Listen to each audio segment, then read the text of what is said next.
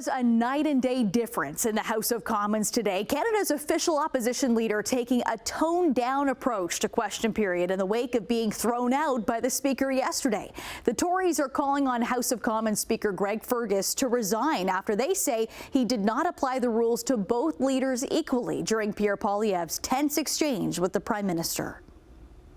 What a difference 24 hours makes. He continues to allow those drugs to kill the people in our hospitals and on our public transit. When will we put an end to this wacko policy by this wacko Prime Minister?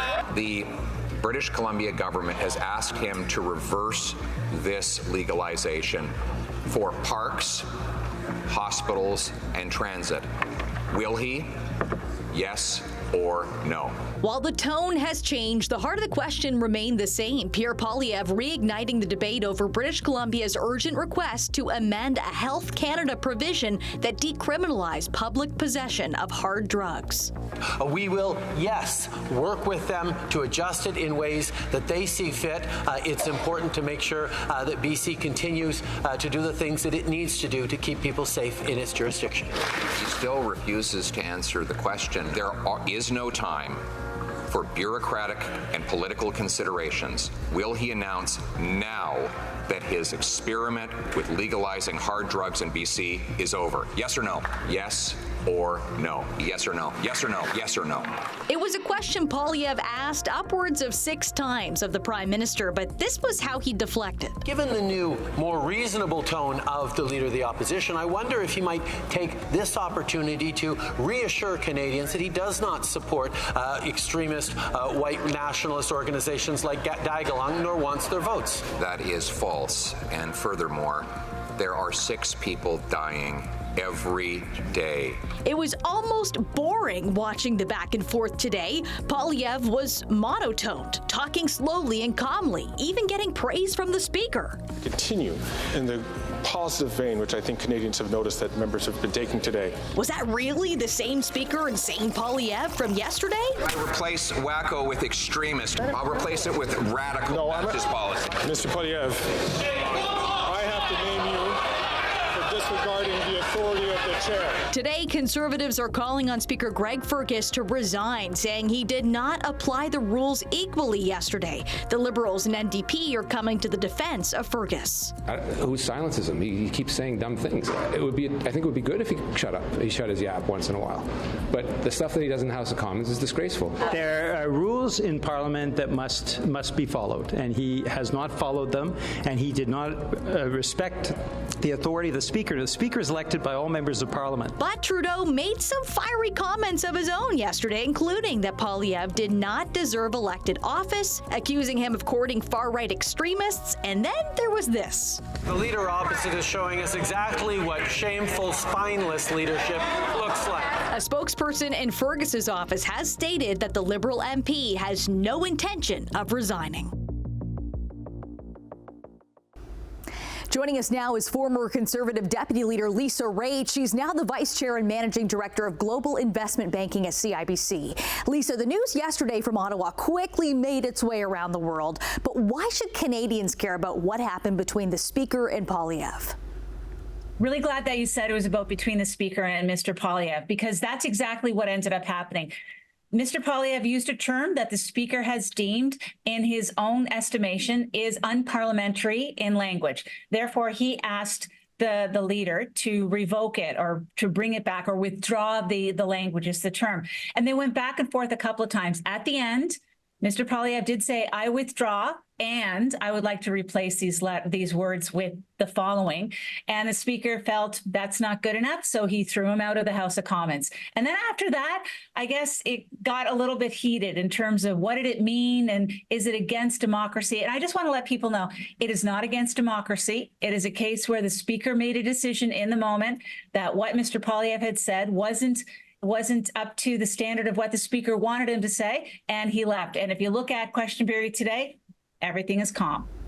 Now, that's what I wanted to get to next, Lisa. What did you make of the question period responses today? Poilievre was much more subdued, while Trudeau was seemingly egging him on, asking him to condemn the far-right extremists supporting him.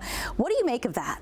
What's interesting to me, it's almost as if they've reversed roles. Normally, a prime minister doesn't kind of sully himself with those kinds of accusations. Like, you would not see Stephen Harper kind of throw those punches. You would have somebody like me, Lisa Raitt, throw those punches at somebody on the other side.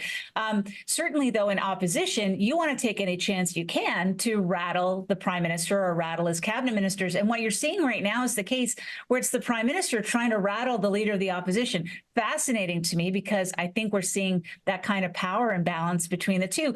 So in this strange world right now, Mr. Poilievre looks more like a statesman, calmly asking questions about a serious topic about drug legalization in British Columbia, and the prime minister is throwing wild accusations of white supremacy that have no connection to the context of the question. So interesting choice by the Liberals. Don't know if they're going to go with it tomorrow, but I think that Mr. Poilievre should feel pretty good about how question period's been going the last couple of days.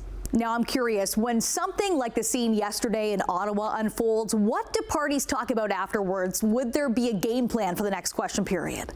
Well, I think on this case, look, I know that there's a lot of conspiracy theories that this was planned by the Conservatives. Trust me. No, the Conservatives want their time in question period to ask the prime minister questions. There's no way that they want to get thrown out. It's not the way that we would operate in the federal sphere. So what today probably was a lot of looking at, well, how did this exactly happen? A lot of concern about whether or not the speaker is showing his bias through partisanship. I think that's a valid concern they have, because he certainly did lose his temper and I think he overcorrected in terms of what the punishment should have been. It was not proportional to what Mr. Poilievre had said, but we'll leave it being as that and kind of let sleeping dogs lie. But I think today what they would have been talking about is the importance of getting back on the track of talking about the most burning issue right now in Canada, and that is the decriminalization of hard drugs in public spaces in BC and the impacts that it's having on people. And they're gone back to what they do best. And before we let you go, Lisa, last night you were on a panel with former NDP leader Tom Mulcair, and he made a comment that he thought the speaker should resign. What does that tell us about the larger issue here when Mulcair and the Conservatives come together on something? What's key, though, is both Tom and I battled on that floor. We have many years of experience. He has more than I do, actually, because he sat in the provincial legislature in Quebec in the National Assembly. But we have the experience of knowing what the normal cadence is between what is parliamentary, not parliamentary, how to withdraw, not to withdraw. And instead of going through the normal steps that you afford the leader of the opposition, the speaker went right to the end of the book, end of the playbook, and threw the leader out. It's not great that we lost a day in question period in order to make the government account for what's happening in the country. But on the other hand, it really was out of their hands. It was a decision of the speaker in the heat of the moment and didn't go our way, but definitely ended up showing us that this speaker may have different feelings about chastising a prime minister who is liberal than a leader of the opposition who is conservative. Lisa, thank you so much for joining us tonight on Trending Now.